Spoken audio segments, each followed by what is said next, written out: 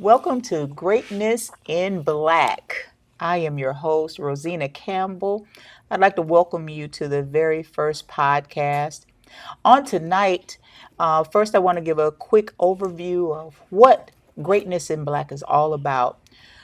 We are going to be focusing on, first of all, the greatness within our culture, resiliency, and talk about mental and emotional health and how different aspects of life have affected it, the trauma that we have all gone through and experienced, and how we can be resilient and get through this time, especially now in a situation where we are going through so much as people, not just one culture or the other, but every culture. Greatness in Black gives us an opportunity. We are located here in Milwaukee, Wisconsin, and I am going to try to showcase some of the great talent that we have here and really go into and in depth about the things that really affect us as people, how we are coming together as community. I would like to thank our sponsors, which one of them is right here with us on today. From Crossing Jordan Ministries, Pastor Serita Campbell. She's also known as Phoenix Versityle Campbell. Yes, yes, yes. I'd also like to thank, we're talking about cane culture. Cane culture. Yes. We have our very own Mr. What is it, Jarrat Cain or Jarrat? Jarrat. Because I say that because we have another young lady. All she does is run around and talk about Jarrat. Right. So, but Mr. JCain, which is also one of the local talents here in the city of Milwaukee. And great to have the both of you here with me on Great to today. be Good to be here. here. Yeah. I'd like to start with the two of you kind of giving, a synopsis of who you are. Phoenix Versatile Campbell. That is a very powerful name. It speaks to the phoenix, what rises from the ashes, right? And that also speaks to resiliency. So why don't you start by kind of telling us a little bit about you? Well, my name is Serita Campbell. Born and raised in North Carolina. Moved in Milwaukee in 1999 and started a life with Pastor Ronnie Campbell, who at the time wasn't a pastor. I started up here at what, 22, 21 years old. Wow. Set up my first studio and the whole nine and started doing music. At that time, I was doing music full time. But we'll get into all of that later. Right now, I'm Serita Campbell, Phoenix Versatile, which is sort of kind of a prophetic name because I came up with it like maybe 3 years ago, not knowing that I would have events in my life that would actually bring, more, you know, illumination to the name itself. And when you say illumination to the name, because when we do think of a phoenix, there's this is a really mighty bird that kind of rises from the ashes. It flame on, like it's powerful. Right. What made you think of that, of all things? When I first started music in my 20s, I was young, I was vibrant, I had energy, I had ambition, goals, and all of that stuff. But, as you go through life, life starts to life. It starts to beat you down. You go through various obstacles and trials and tribulations that begin to form and fashion you and shape you. And in some cases, it can drain you. Yeah. And just like the story with the Phoenix got to an older age and couldn't do some of the things that he used to do. He started noticing that he was getting a little bit more tight. He couldn't sing to the sun like he used to. And his song changed and it became, if you would just rejuvenate me, if you would give me my youth again, give me my strength again, then I'll sing for you stronger and better than ever. Wow. And in order for that to be accomplished, he had to first die. He had to first die. And then Mm, after he died, then he rose up from the ashes. He burnt all the way up right. and died. And then came back stronger and better than ever. And that's where that name was. And that's where the story that inspired the name. That's amazing. Wow. We're going to get back to that because that's a powerful thing to explore when we talk about mental health. Exactly. When we talk Right. about mental health, and man, Mr. Cain, JCain, you've been around for quite a while, sir. You're a young man, but yet you have a lot of wisdom because you've been doing things within the music industry for how long? Oh, I, I want to say maybe 5 years, 5 or 6 years. Mm-hmm. I I kind of just caught the love bug a little late. I would didn't I wasn't really a fan of it, at first. I wanted to kind of just be catching bugs and throwing them Catching on people bugs. like yeah. So and then Ooh, okay. yeah, and then my brother, he just hopped on the keyboard one day and never had a lesson and just start playing beautiful. I'm like, can I do that? And it wasn't for me. But since That then, wasn't your ministry, it huh? wasn't my Oh, ministry. okay, okay. But I fell in love with music, and I haven't stopped, honestly. Okay, Yeah, okay. And when you say you haven't stopped, what was your first stop? discouragement, listening Mm, to somebody who didn't understand the genre or the culture, I should say. okay. You know, would try to be real manipulative. Oh, the Bible don't say rap unto the Lord a new song. It say sing unto the Lord. And I'm Mm-hmm. like, dang, I can't rap no more. So honestly, that's kind of what stopped me. But then once I ran into people like Serita, Mm-hmm. and I kind of began to like, oh, so okay, I can do this, and I just continue to progress. Mm-hmm. And I actually met Serita at a time where I was literally about to just stop music altogether. Really? Yeah, and she was like, "Bro, you dope," and I'm like, "Really?" And boom, the rest is history. The rest is Yeah. history. Wow. And these historical moments that have happened, even for the two of you, I mean, when you think about music and you coming together, those, do you feel like some of these were like divine meetings? Like, man, if it hadn't been for me meeting with you or meeting with you, Yeah. how that was pivotal Yeah. in even moving forward with your careers. Right. I think both of us were at a point or standstill in music during that time, and I believe that God sends like divine connections for that moment to help get people back Hmm. on their feet. It just happens like that sometimes, especially when you're called and anointed to do something like that. When greatness, is around you, Hmm. and you're great, but things in life have shifted your thinking Right. into believing that maybe I'm not, especially how the music industry is right now. Yeah. If you look at the Yeah. music industry right now, at first back in the days when we were passing out CDs and stuff, Yeah.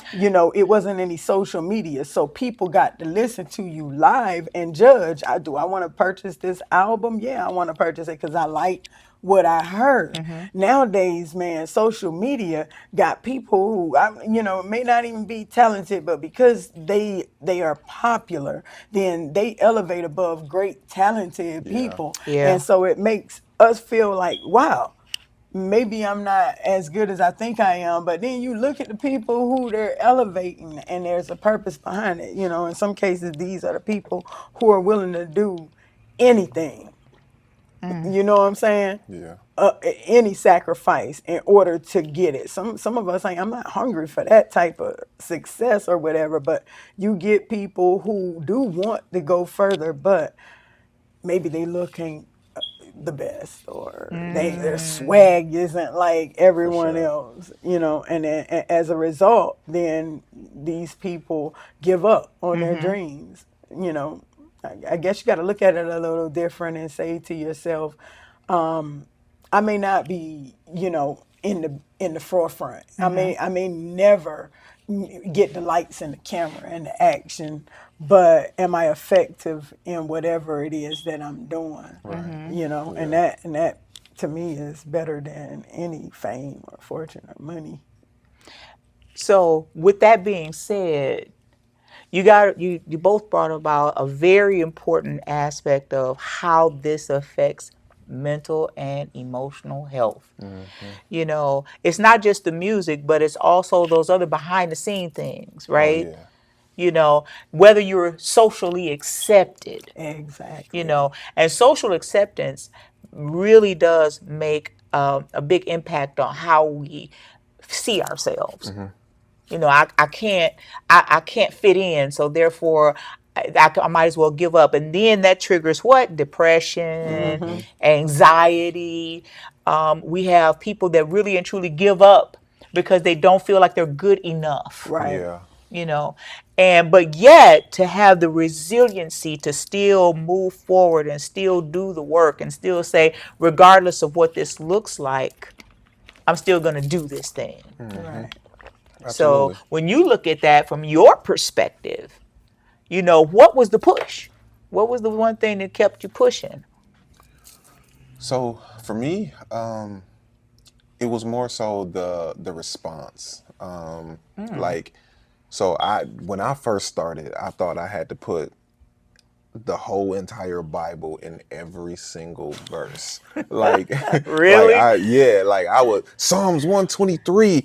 Like I really Uh-huh. thought I had to, put the scripture in every single verse. And Wow. then once I realized, like, it took me a little minute because people were like, oh no, this dude is a fire and brimstone. And I really wasn't. I just Mm. was inexperienced to the rap thing. Mm-hmm. Like I don't read music. I don't know nothing about it. I just caught the bug for it and was like, I know I want to do this. Mm-hmm. So the push for me was kind of like I said, was the response. Like people coming up to me like, oh man, you good. And I'm like, really? I think I suck.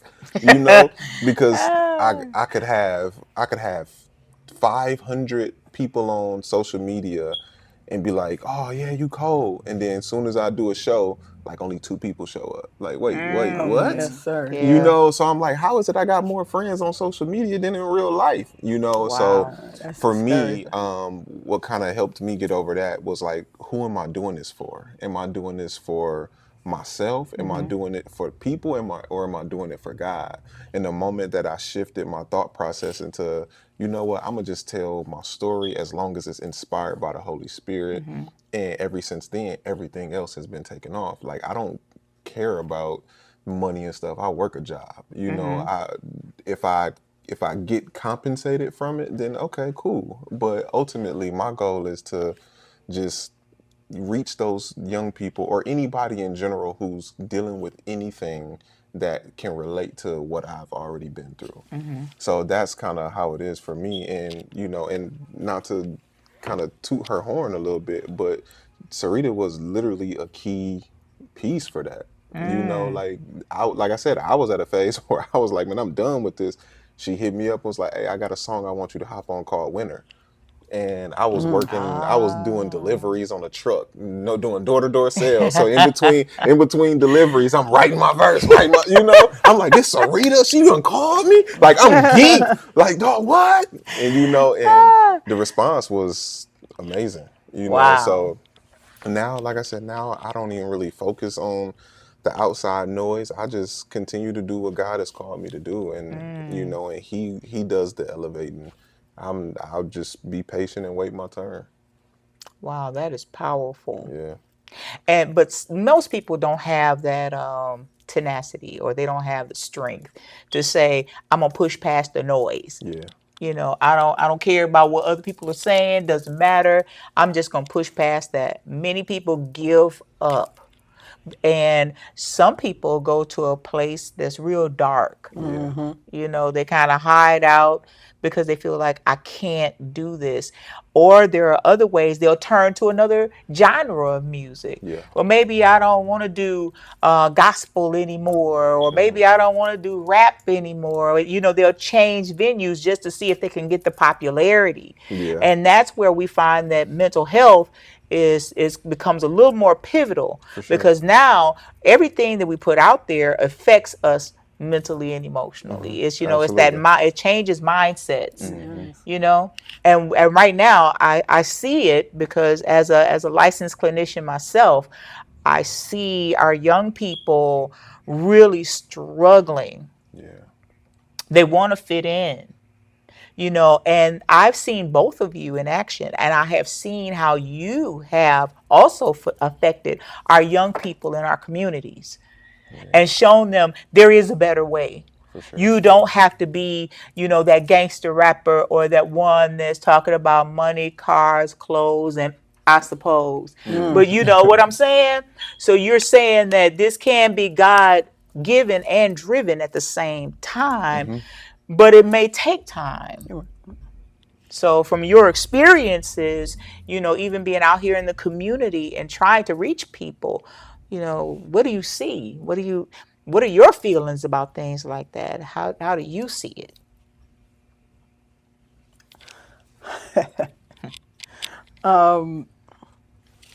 For me, I had um I had a lot of traumatic events at an early age that pushed me to needing to release. Mm, And because I grew up in a musically inclined family, everybody played. Music was our whole life. Like I don't remember ever not doing music. And so I always had the passion, but the push, and why I never even, why I've never quit and just totally thrown in the towel was because I need it. I need it. It has been my release since I was young. It's been the thing that keeps me alive. I actually even put it in one of my songs, that thing I would probably be dead, but that music is living on the inside of me. It's keep it it just gives me the inspiration. So when I first started doing music, I did it just to you know, pour out as much as I could, and I didn't have the intentions on putting it out. So I was just writing and putting and recording songs, writing and recording songs. I had a whole entire archive of music, just writing, and I was happy to just be releasing. You get where I'm coming from? So yeah. music, getting out here and doing what I'm doing today, it wasn't a vision of mine as much as I got to get this stuff up out of me, because if I don't, it's going to kill me. And I was 13 years old feeling that way. You Wow. know what I'm saying? 13 years old and battling depression secretively. And I needed something to get it out. Otherwise, I probably would have went crazy. And luckily, and thank God, that I had the gift of music to be able to pour, what I'm saying, like all of the hurt, all of the pain and things that I think, out. And then, meeting my husband, he was like, so you just gonna what, sit there and just sit on those songs? No, there's a lot more people out here who need what you have to say. And that's when I actually, decided to even go out with it, because it was healing me. Yeah. You get where I'm coming from? And Yeah. if it can heal me, imagine what it can do. I wasn't even thinking about that. I just needed to get it out, Right. you know? Right. So that has been, I needed music. I needed it. And I think God knew that. I think God really knew that. He equipped me with music because he knew that that instrument was going to pull me through a lot of stuff. He knew my life, you know, already. Already. And that's deep. And to know that it started so young, and we're finding that more and more of our young people want to be unalive. Yeah. They just Yeah, don't want to live anymore. right. It seems like the spirit of suicide and wanting to unalive and self-harm. You have our young people do this thing where the cutting, when they can't feel any other pain, let me at least be able to feel something. Yeah. Yeah. And that's just, it's heartbreaking because they don't have an outlet. They don't. They don't know, they don't know anyone that can help them get to that outlet, that way of expressing themselves. So when it comes down to things like that in our lives, we've been fortunate though. But what about all of these other young people that are feeling that For way? sure. Yeah. How would you feel about, how do you feel about reaching out to these young people? How do you feel about, like, okay, this might be a venue to make that happen, but being able to reach those young people and let them know you don't have to hide in the corner, you don't have to hide behind your depression, you don't have to hide in a dark space. How do we reach them? Because music is pivotal. Yeah. And so music is one of the things that I like to say it does not need permission to enter into your soul. Like Wow. you Wow, can you that's high. can you That's can high. put Yeah, I on like that. a beat and not know what the words are, but that beat it just does something to you. Like, Right. yeah, I'm feeling it, Yeah. and you don't know what the words saying. They could be saying a whole bunch of ritualistic stuff, and you don't even know You because just move. Right. the beat is what catches you. So, like I want to make the type of music that catches you with the beat first, boom, and then let the words have power to your soul. And another thing too is I like to be, well, not on purpose, but it kind of just comes with the territory of being a Christian. Is people just kind of gravitate to you when they notice that it's something different about you.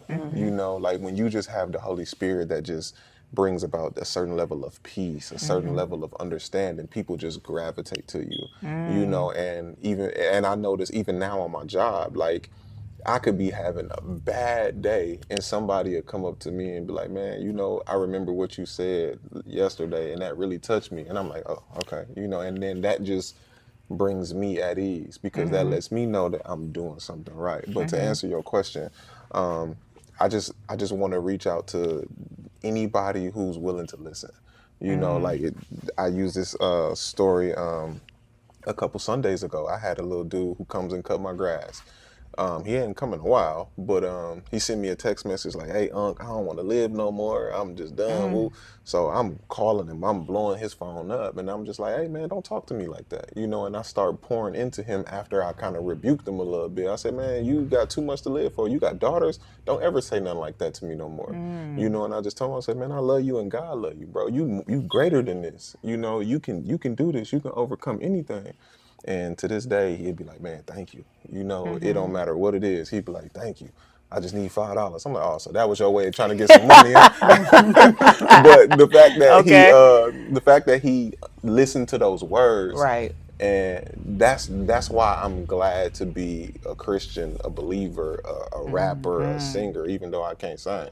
But all of that, I'm glad to be in that vein because you get to touch people's lives that you would have probably never Gotta touched. touch and touch. Yeah. Yeah. And I like how you use the word vein, Yep. because a vein is an entry point, and it runs deep and it runs long. You know what I'm saying? Yeah. So that's just another thing about music is that it runs deep and it runs long. And we've had it in our history, forever. Yeah. That is how we've all been able to stay connected one to another. And it also helps us deal with grief. The one thing that it is always, I notice that many people, when they're grieving, music kind of distracts or takes away from, dealing with the pain sometimes in the moment, you Absolutely. know, and which kind of brings me right back to Phoenix, Versityle Campbell right here, because you have been through a lot, even in the past, like going on now almost a year. We're coming up on a year now. Yeah, we are. Yeah. I just kind of want to, talk about that because of there we have a lot of people that are grieving right now. We have a lot of people that right now have faced as a parent the exact same thing. A lot more people, and that's frightening in some cases. It's That very frightening. you know it's happening every day. Yep. 2 and 3 people in areas close to you. Like there used to be a time where you would find out that so and so died, like and then you wouldn't hear about anybody else passing away for at least 2 months or 3 months. Right. But we're starting to get to the point where we're seeing it every Every day. day, 2, 3 times a day. Young people, young people, young people just leaving, and every parent is clinging to their children, more, holding on to their children because they're the nightmare, is that I don't want to lose my child. I don't Right. want to lose my child looking at everybody else. And the more people see it, the more that they fear it. Mothers are fearing because people who you least expect to have that type of trauma to take place in their life are experiencing it. I mean, what are the odds that I would be burying my daughter and the person that was with me when my daughter passed would be burying her son not even a year later? Not even a year. And you would never expect it. Things are really changing because the pressures, and I'm definitely going to get to the situation, but the pressures have shifted and changed from your time, my time, my mom's time. People are a lot more mean and blunt, and they have access to more ideas. Ideas. Television is selling people new visions they've never seen before, that gives them new ideas and new mindsets. Music. Music does the same thing. They hear it, they visualize it, and then they try to become it. You know what I'm Yes. Yeah. saying? And so because of that, back in the days, it was not nice to do people dirty for no reason. And everybody respected it. They upheld that. It was life. It was morals. Yes. But nowadays, society is teaching this new generation, forget morals, forget values, forget your integrity, throw it all out of the window. Be who you want to, whatever you can imagine, become it. And these kids are becoming it. And those who are not popular are really bashed. Yes. Now, my daughter dealt with that a lot Be- because people who are raised in church are different anyway. True. And because they're peculiar and they don't understand it's peculiar, which is a good thing. If you don't blend in with the rest of the kids, man, you're an outcast, and they really make you feel like an outcast now. Yep. It's not no chill. Laugh you all the way through high school to where you don't feel nothing about yourself. You don't have ambition. You don't have anything. And I watch my daughter, fight her way through 4 years of high school and did not have any idea how much stress high school was becoming to her because she wasn't in the in crowd. And how mean the young people can be, and how that takes a toll on you after high school, and it shapes how you are as an adult. Yeah. And I had to watch my daughter battle with those things that she experienced in high school over and over again. I watched it, and certain triggers, if somebody laugh at you wrong, it takes you all the way back to when it first happens, and it feels like the first time. Yeah. PTSD. Yeah. Yes. Yep. So I watched it, and a lot of us African American people are not educated into mental health.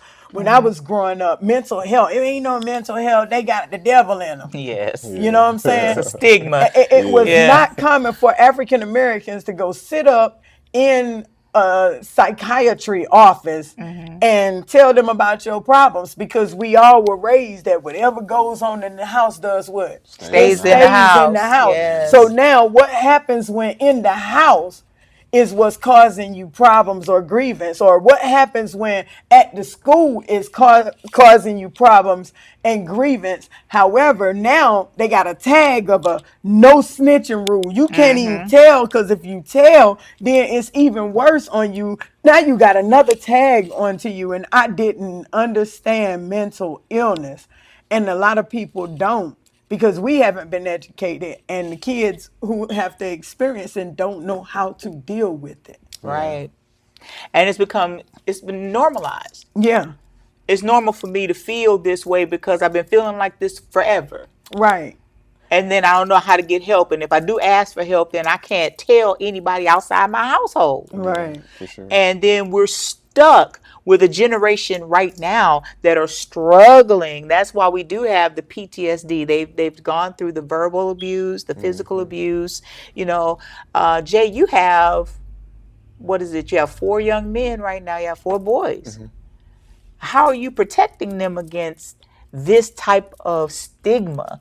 You know, letting them know that, hey, it's okay to express yourself, or okay, it's okay to say, Dad, I'm struggling. Yeah. Yeah. I mean, I keep an open door, like policy, I guess. Okay. Like, look, man, don't be afraid to tell me what you're dealing with. Like, don't be afraid to tell me what's going on in your life or at school, because I want to know that. Right. You know, I think they forget that I was once their age. Like, I just was born an adult. Like, no, Yeah. I was your age, dude. So, like, I understand what you're dealing with. I understand what you're going through, but let me help you through that situation. Right. So, for me, I just tell them, like, there's no such thing as too much information, you know.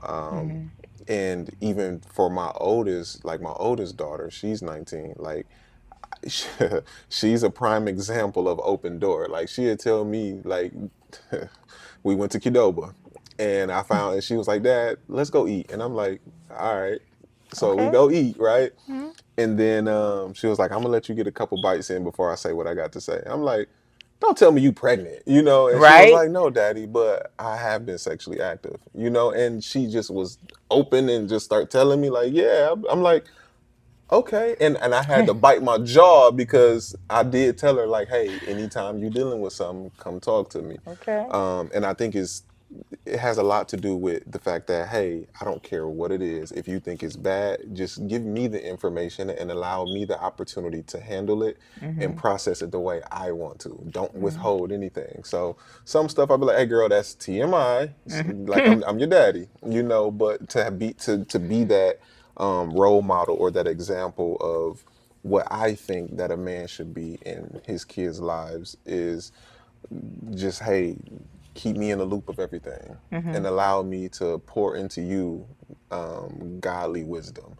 You know, it's not always godly. Sometimes that flesh kick in and be like, no, go punch him in his throat, you know. But in the society that we live in, like, if you ain't fighting back, you soft, right, you know. True. So, and back to right, the point of what she was saying, like, now you getting bullied because you don't want to Yep. fight back. Like, right. no, like, you have to defend yourself, you know. And to my point, you know, Jesus said it himself, like, if you don't have a sword, sell the cloak off your back and obtain one. Right. So even in that philosophy, like, hey, you have to defend yourself.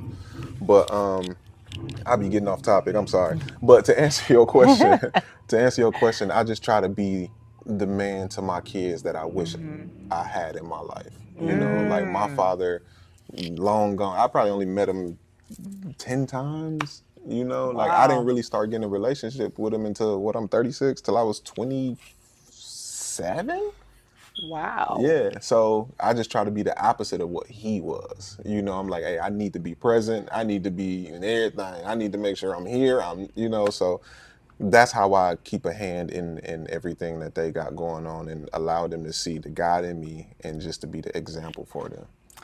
You bring about a real strong point, presence. Yeah, Many of our children deal with a lot of rejection and abandonment yeah, because daddy wasn't there. hmm And maybe mama had some issues too. Um, Co-pastor, I've heard you kind of explain that yourself. There's sometimes when it comes down to, your family situation, Right. you know, you were and even with your daughter, you were present with through your children's life the entire time from birth until then, but you didn't always have that. No, and that once again, like Jay was saying, is one of the main reasons why I wanted to make sure that I was there and alive and Right. alive. Mostly because I guess all of the pain that I felt from the absence of the mother. You know what I'm saying? Yeah. I never wanted anybody else to experience that. Especially if you got a good heart, you don't ever want nobody to ever have to experience the pain that you had to endure for because it sure. hurt so bad. Yeah, So I wanted to make sure that if nothing else, I was there and alive. I used to pray a lot because losing my mom at 15 years old traumatized not only me but my siblings. We all didn't even realize we had the same mind, that we wouldn't live very long because my mom passed away so early. And so I would try and spend as much time as I could in my daughter's lives and be there as much as I could. But I struggled with the fear of social services coming and snatching your kids up. Wow. I struggled with that because that's what happened to me. Like, I spent my whole life trying to, get to my mom because they snatched me up at 18 months and I just got visitations. That stuff hurts. And all you ever want to do is just get there one more day so that she can love you again and you can just feel that love of a natural mother. And so when you make these goals that when I turn 18, I'm going to be out of the foster system and I'm going to go and be with my mom. And before you turn 18, she passes away, that becomes trauma. You start finding Yeah. yourself trying to make sure, note to self, when I get, have kids of my own, I'm gonna make sure I'm there. I'm not gonna, do anything that would cause me to not be present, not be active, not, or whatever the situation is. You start making sure that your kids don't ever have to hurt like you did. Period. And your girls were involved in your music. They were, which was a proud moment for me. I had background singers, and slowly life happened, and one moved, another one just decided that they were going to go in another direction, and I was down to one background singer. But my girls have been coming to practice every single time we practice, and when those two left, my kids were like, "Mom, don't go out recruiting no more. We pretty much got it. I do so and so part, and Chantel could do this. We've been practicing anyway." And I remember having my first practice and listening and being shocked because you don't know everything about your kids, but I did not know that they knew how to harmonize already, and that, the gift had to manifested itself Mm. into my next generation. Wow. So I mean, proud moment, man. That was like the greatest thing that ever happened to me in my life, was my girls being my background singers. And I'm glad that I got that experience. Yeah. But at the same time, it hurts that I won't have that experience ever again. You know what I'm saying? Yeah. It's a proud moment for any parent to be able to say that their kids were in ministry with them. you know, that their kids Yeah. sung with them, that they went on the road with them, they toured, they traveled, and they were great. They got to see great things, great people, meet people, you know, not just sit in one city. Those were the greatest years. Every time I got on stage, I was proud, you know, had the accomplishment, and at the same time, struggled with, man, you know, my mom would never get to see how great her grandkids were, Yeah, how great her daughter was. right. Man, that is bittersweet all in itself, man. And even going back to that grief, we grieve a lot of things in life. We grieve different types of losses because there's always that loss of my pops and I just didn't have that relationship. It took 24, 25 years for a relationship to even manifest. Or, right now, you know, my baby girl, I won't have her back.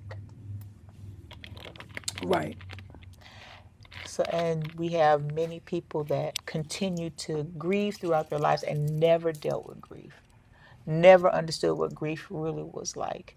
I have to say that my birth parents have been dead for over 20 years now.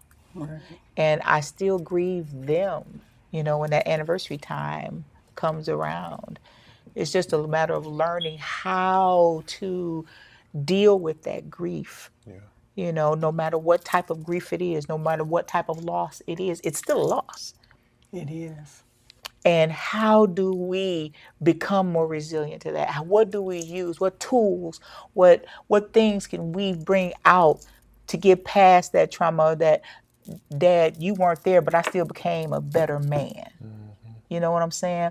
Or she might not be here in the flesh, but in spirit, I know that my baby is still here. Right, Those are the tools that we want to adhere with the greatness. We want to figure out what is the greatness that brings back that level of resilience that gives right, us that opportunity to bounce back regardless of the pain, right, regardless of the loss. And these are hard things. These are not easy. right.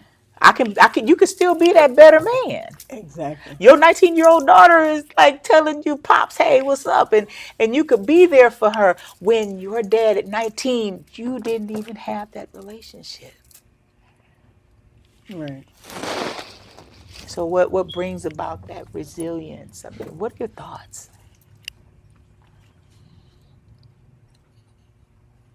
I'm still trying to figure that out. You know, it ain't no bounce back for no trauma. It ain't no quick bounce back. No. You know, ain't nobody just whoop hit me hard, but I got back up. The way that last year went was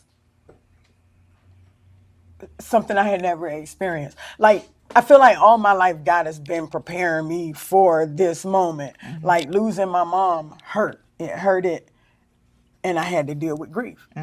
But then 3 years later, then your daddy turn around and pass, your great grandma, everybody that you ever loved just keep passing. And after a while, you find yourself feeling numb to to passing, but at the same time, you some draw back from people. I'm afraid to love.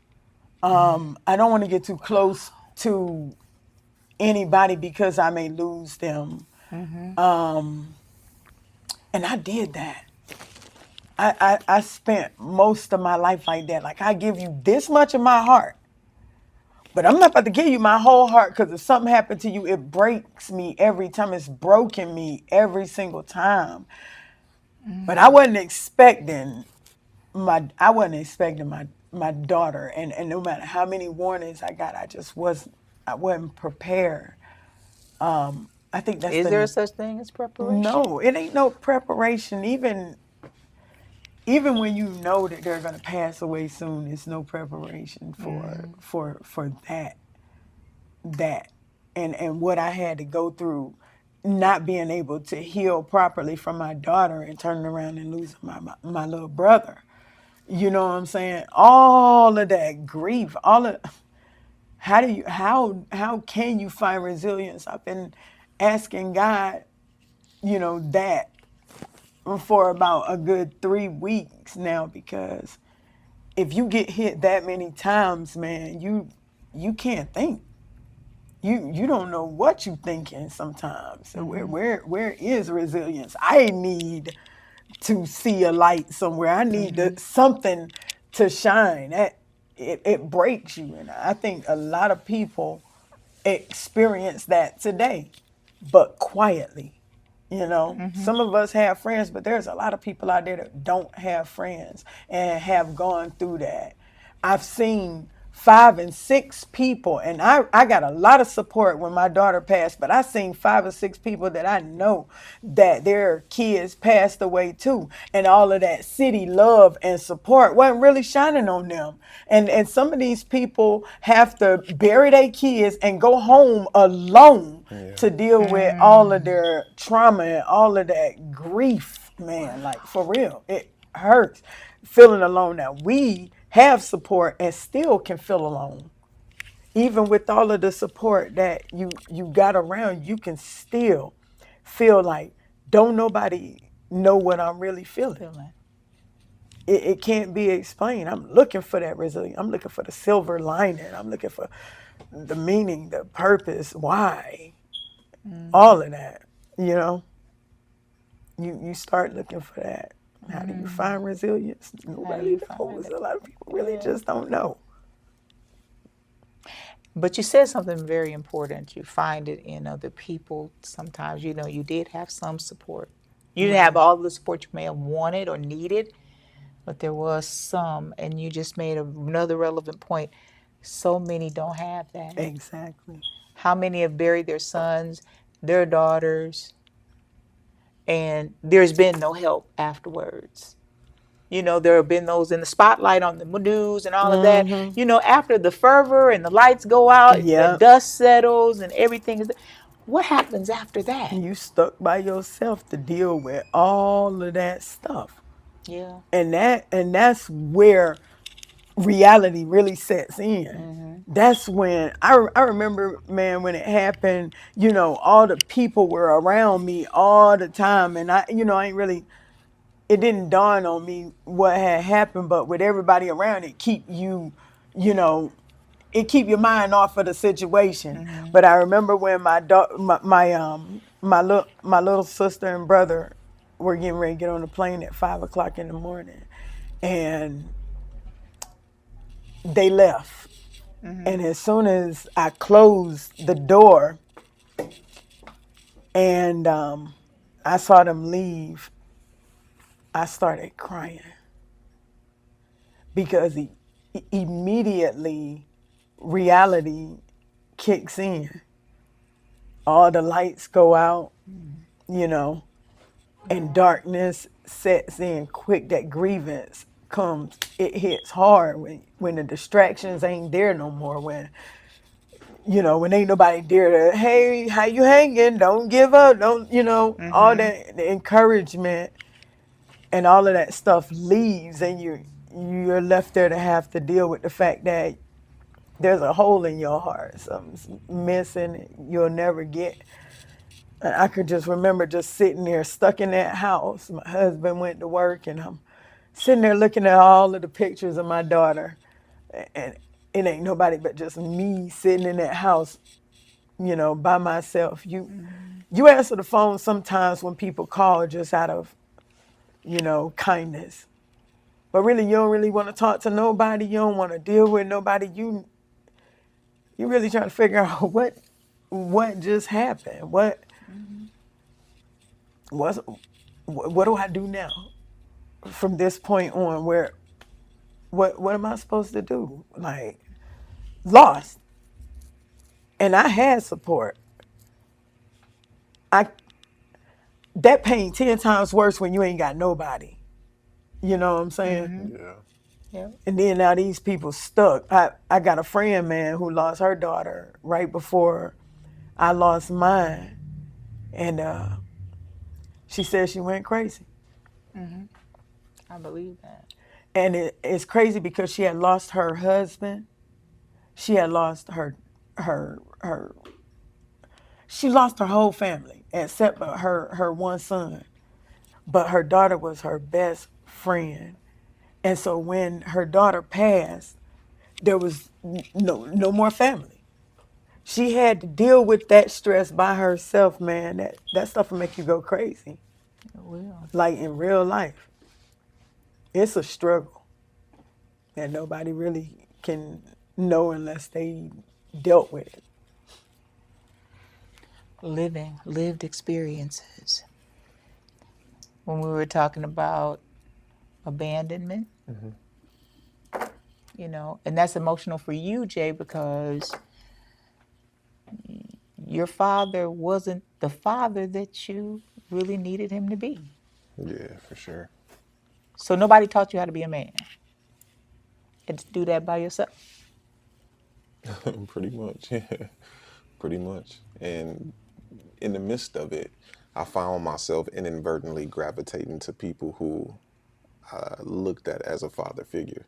Okay. And in doing so, you kind of take their word as, oh, that's bond, that's good, and ultimately when you put those people in the places of your father and they kind of betray you, I think that's what hurts the most. Because it's like, dang, if I'd known you was going to be like that, I wouldn't have even just messed with you. Like you look at these people as being, okay, this is somebody who I could be like, okay, I could be like this person. And you, like I said, you inadvertently look at them as a father figure. So I I just didn't have the greatest examples, and then the one time that I think I have an example, he dies from cancer, so it's like, dang, all right, well, here we go again, and now I got four boys that I gotta raise, and who they look at you like you Superman, and like my son, like his profile picture for me when I call is Superman, so they look at me like I'm Superman, so I have to continue to be on my P's and my Q's and just try to connect myself to people who I look at as role models, but I do it cautiously because I don't want to fall back into that same position that I was in. Like, okay, making myself so vulnerable that I allowed them to break me emotionally. So now I'm just at that point now. Like I said, I'm 36 now. I mean, I don't have fatherhood figured out, but I have a good idea of how I want things to go, and ultimately I can just continue to just lean on God, and Yes. him, how he orchestrated everything. Like, look, I gave up somebody that was so precious and so dear to me for not just you, Jarrat, but for humanity as a whole. For people that came before me and for people that's going to come after me. And that to me is the epitome of a father who's willing to sacrifice everything for people who may not even ever come to him, but continue to say, hey, look, I'm going to give you my son as an example of how my love is. And that's my ultimate example.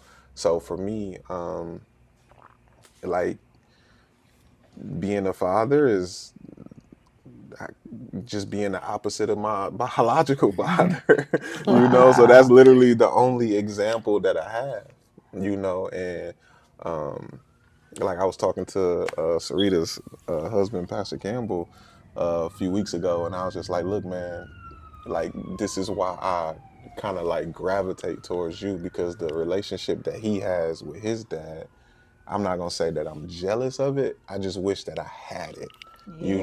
Not to the extent of being covetous, but to the extent of like, dang, why couldn't my father be in my life like that?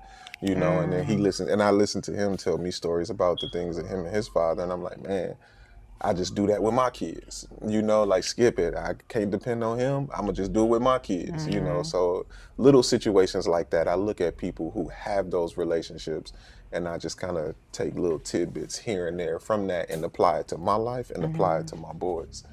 So that's how it is for me. You know, we are running out of time. This has been an excellent dialogue on this evening.